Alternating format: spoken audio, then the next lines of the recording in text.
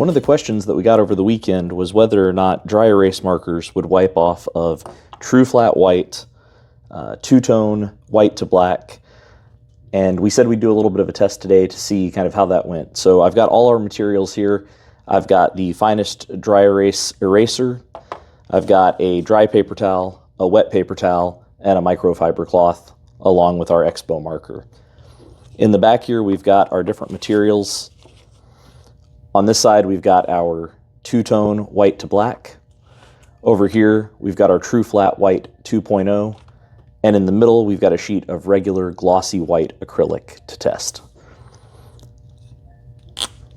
So over here, we've got our marker. This is our TruFlat. This is the standard glossy acrylic. And over here, we've got our two-tone.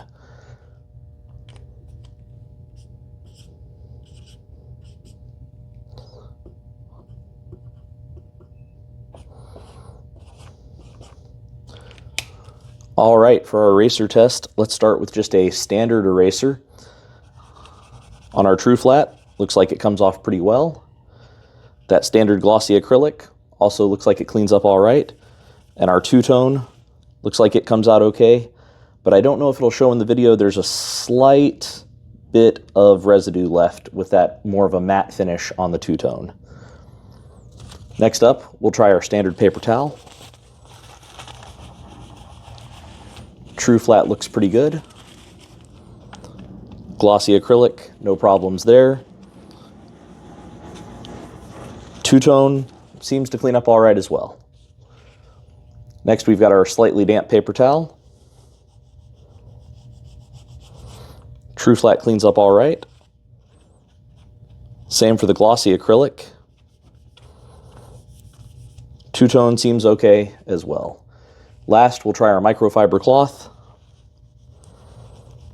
TruFlat looks great. Glossy acrylic, no problems. Two-tone looks good as well. I would say that just from how it feels erasing on them, the TruFlat and the glossy acrylic seem to erase a little bit better.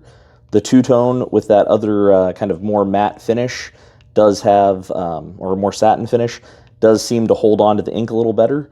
So I don't know that I would recommend it for frequent whiteboard usage, but like I said, all three turn out okay. Hope this helps.